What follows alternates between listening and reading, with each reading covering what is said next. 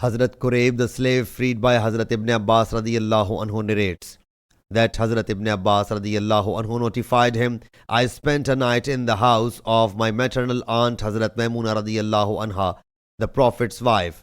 He says, I lay transversely on the bedding of Allah's Apostle sallallahu alaihi wasallam, whereas Allah's Apostle sallallahu alaihi wasallam as well as his wife lay longitudinally. So Allah's Apostle sallallahu alaihi wasallam went to sleep until when approximately half of the night elapsed.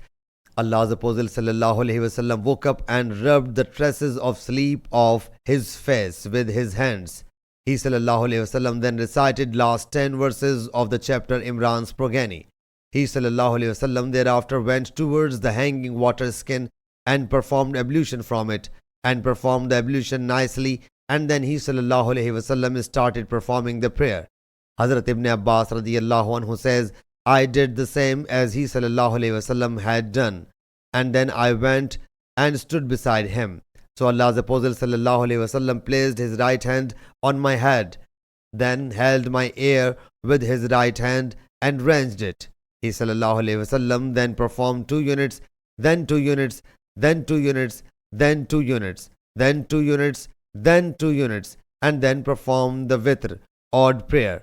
He sallallahu alaihi wasallam later lay down until the proclaimer of the prayer call came to him. So he sallallahu alaihi wasallam got up and performed 2 brief units, and then he went to perform the morning prayer. Sahih Bukhari, Hadith number 4572.